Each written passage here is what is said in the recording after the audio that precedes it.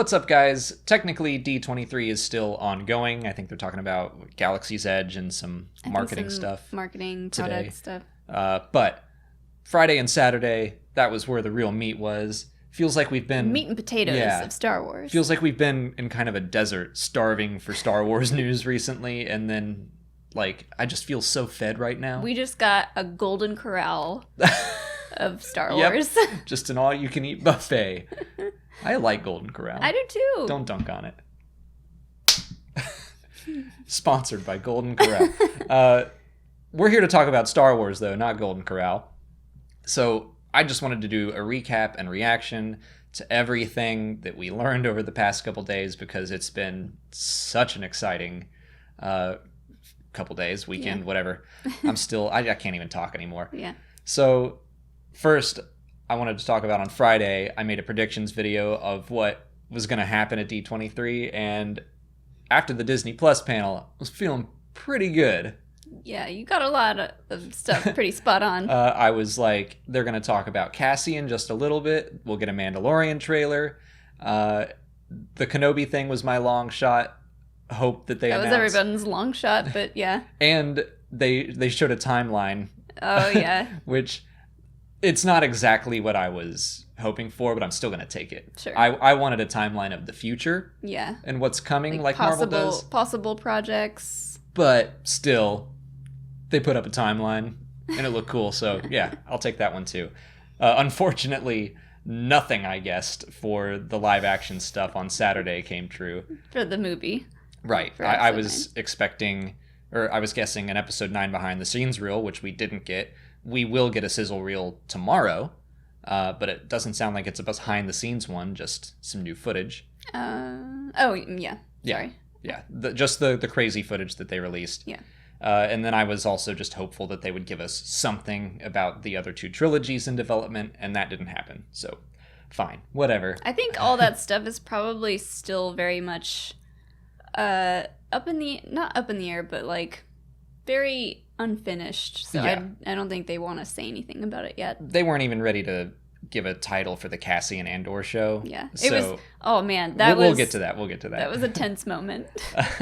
But yeah, I think we're going to learn about all that stuff at Celebration next year. Anyway, I'm just so happy. I was bouncing around in my chair working last night and this morning. Or yesterday morning.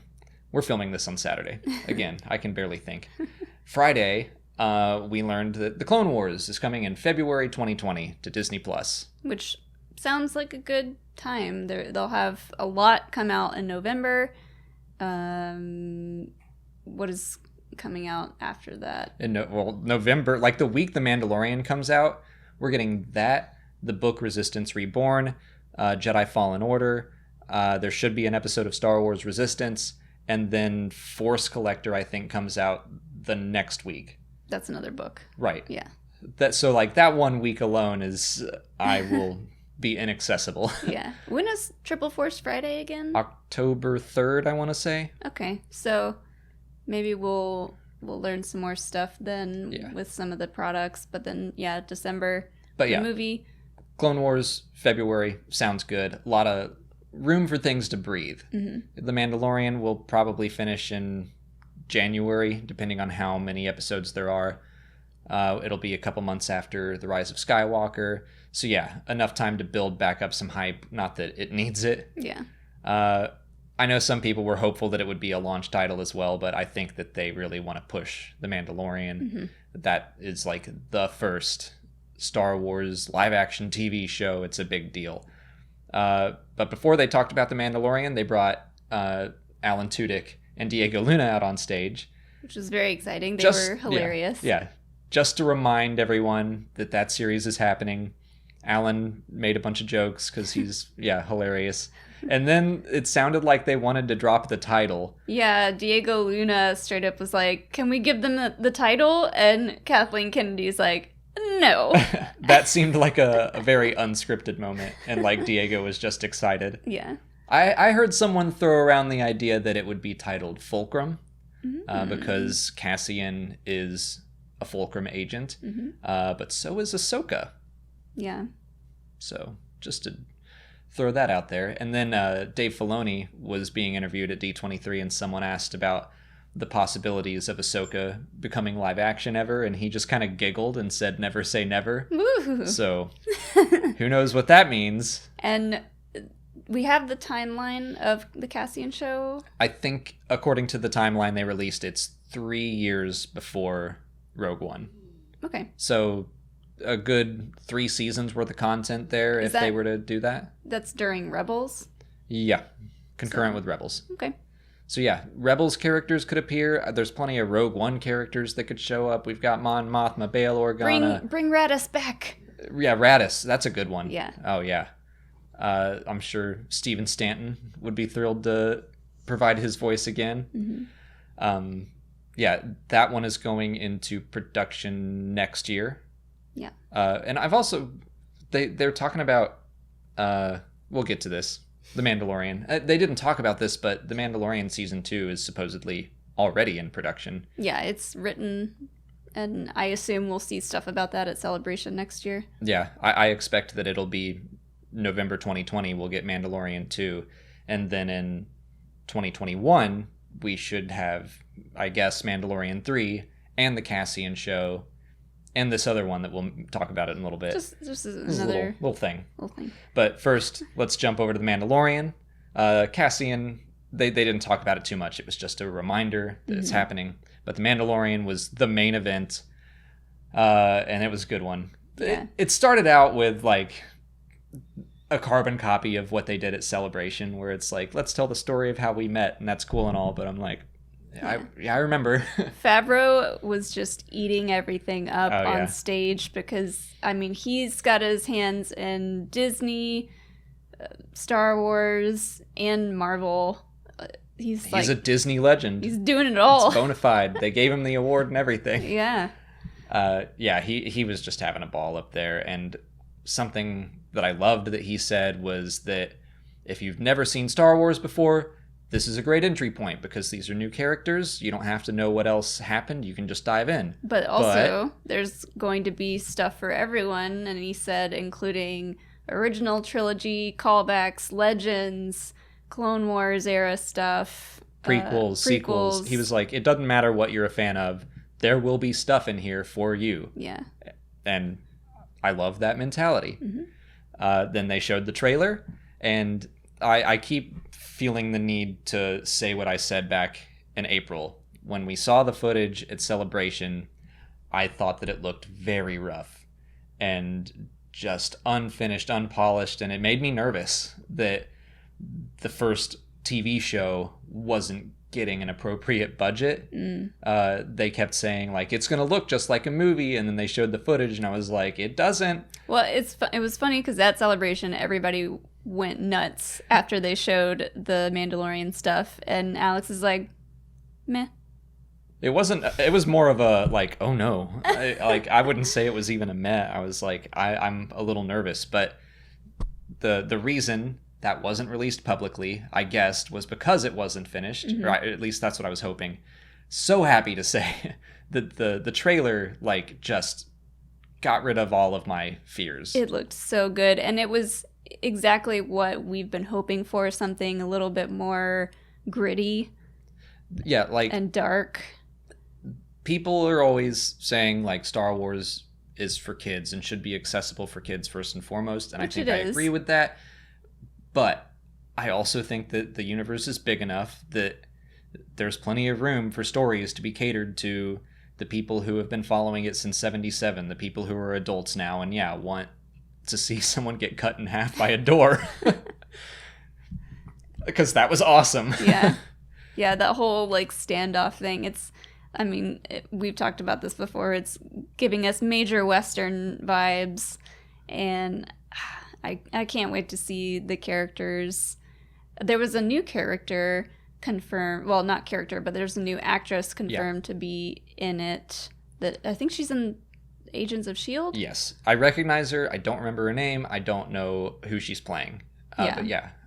We only watched, like, the first half of the first season of Agents of S.H.I.E.L.D., and I remember liking her, but... Yeah. And she was, like, one of the heavy action stars of the show, if I recall. So she can do some fighting. And I like the rumor / idea that she could play a member of House Wren, perhaps. Sure, another Mandalorian. Mm-hmm.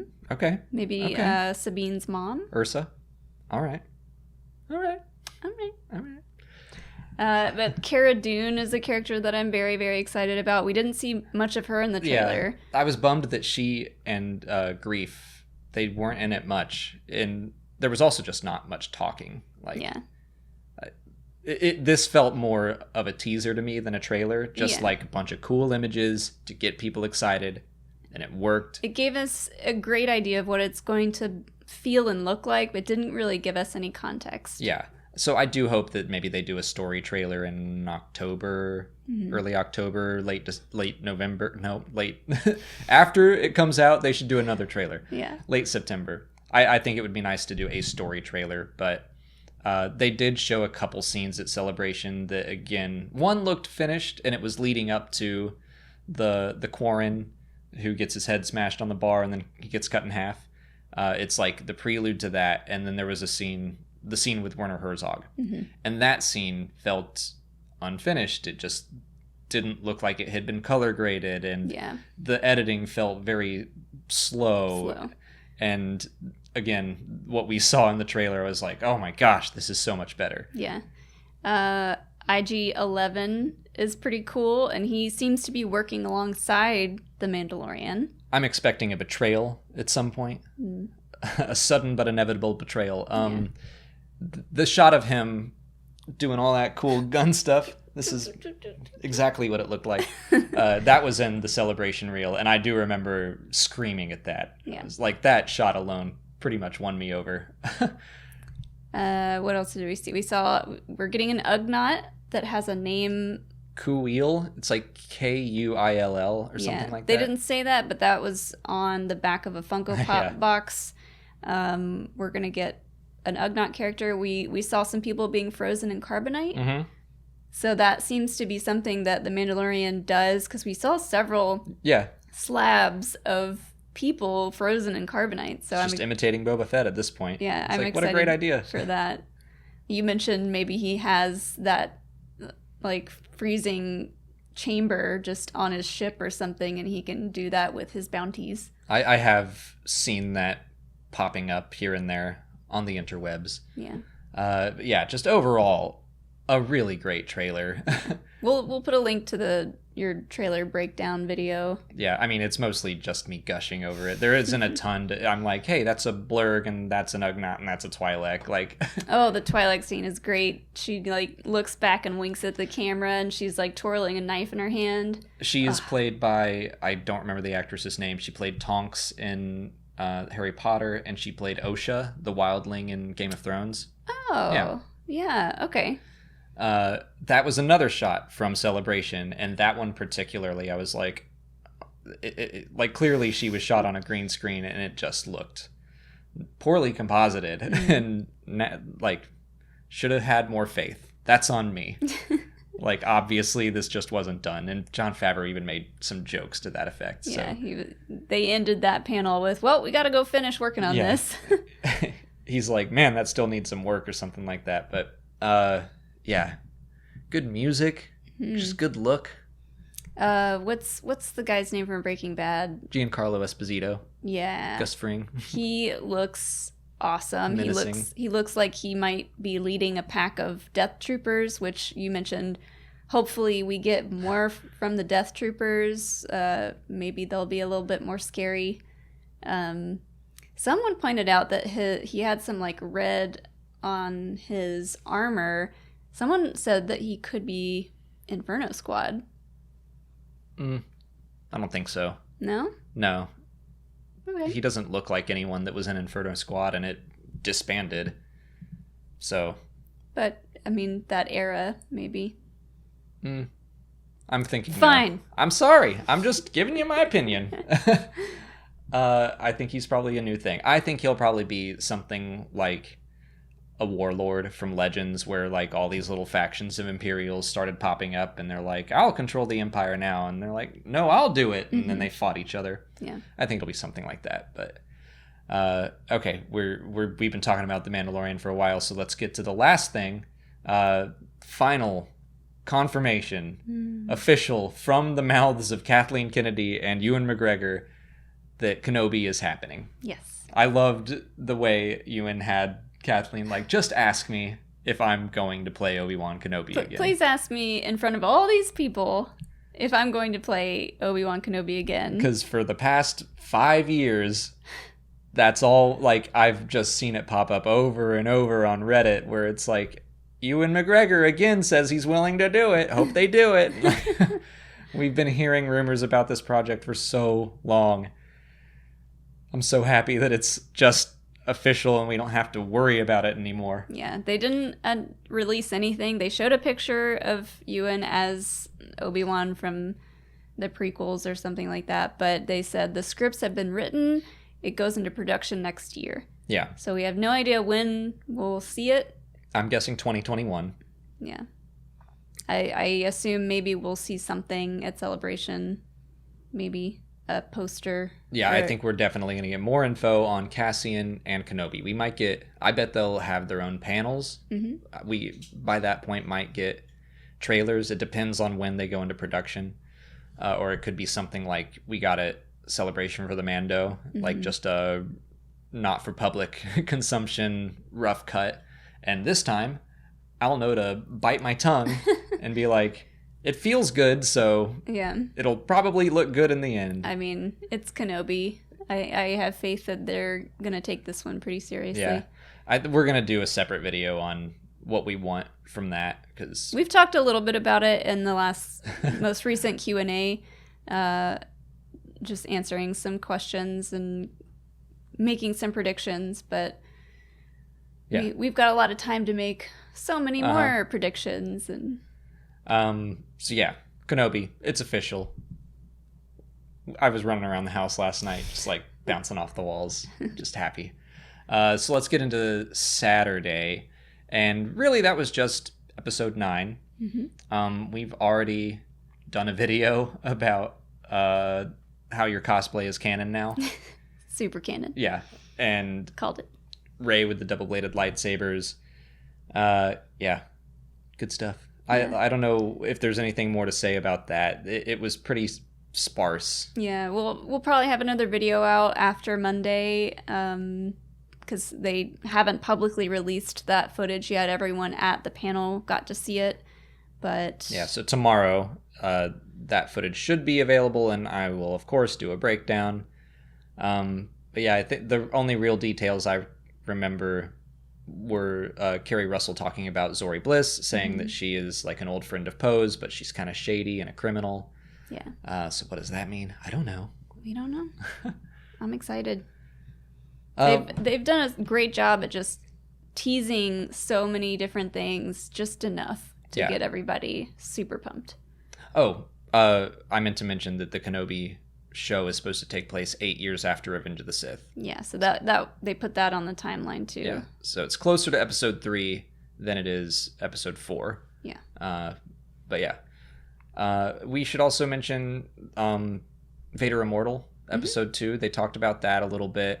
If you haven't played that or know anything about it, I've done some videos on it. It's for the Oculus Quest and Go right now. They didn't give a release date, which I was hoping for. They just said it'll be coming out later this year. I'm very excited to play the second episode. The first one was awesome. Probably be around Force Friday, maybe.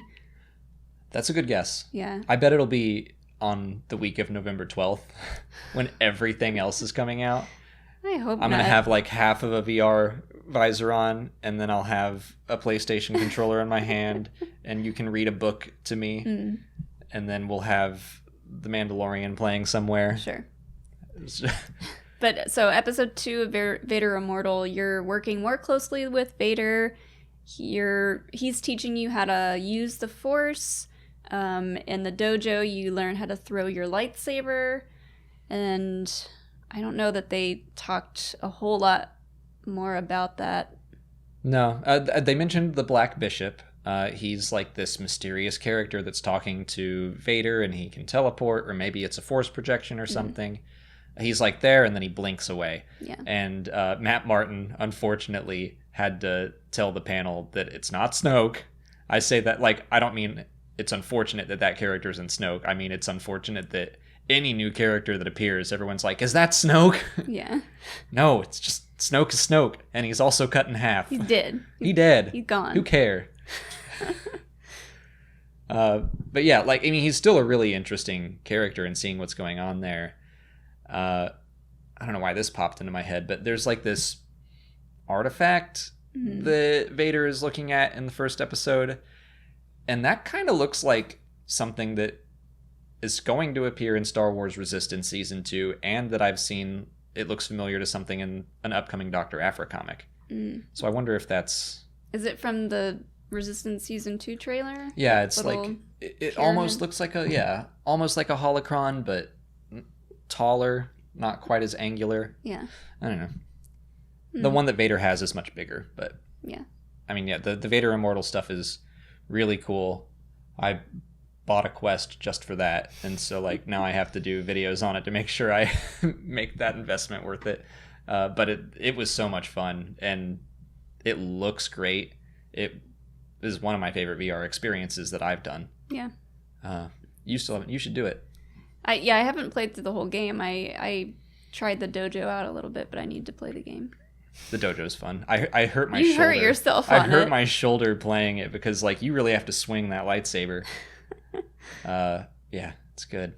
I think that's anything else? Everything they talked about. Like D23 is weird because Star Wars is just like a piece of the pie there. And that like Marvel announced 3 more shows on top of the 5 that they're working on, and lots of Marvel stuff. Yeah, of course. Yeah. If anything exciting comes out today from like the Galaxy's Edge stuff and whatnot, we'll of course make a video about that. We'll put out another video in the afternoon, but I figured that the big stuff, I just wanted to talk about all this and gush for a while. If any of you guys are going to Dragon Con, you will see me in my now canon Dark Ray cosplay. Molly this year was like, I think I'm just gonna... I wasn't planning on wearing it. I was like, the contacts are annoying, which I'm not buying another pair of contacts, and I was like, I want to do these other cosplays. I'm gonna sit this one out, but now I can't. Yeah, everyone would be like, what's wrong with you? I'm not wearing a wig, though. I'm just gonna keep my normal hair. Yeah. Just slick it back. Yeah. She's got a hood on, right? That's what they said. I'll add a hood. You'll have to get a cowl, yeah. We'll see on Monday. We'll see. We'll see on Monday, and then you can know exactly what it looks like. And then in 3 days, you can put together a brand new cosplay. I mean, it's already pretty put together. It might look completely different.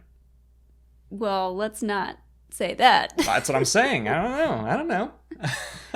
It'll look close enough. I'm sure it will. We have to attach a hinge to your lightsaber. We'll have to talk to Ultra Sabers about that. Yeah. Could you just real quick throw a hinge on this and mail it back to me? Just real quick, do something that you've never done before. All right, we're rambling now because we're insane. Too much good. This is what too much good Star Wars news does to us. But yeah, let us know what you guys think of all this news down in the comments. Please keep this gushing going because it's been fun. Yeah. My heart is so full right now. Feels good. It's gonna be I feel like this is the start of the floodgates. We're gonna get a trailer in October, I'm sure, and then there'll be TV spots. We're gonna get a TV show. The Star Wars Golden Corral is open for business. Finally. And we're eating it all up. Yeah.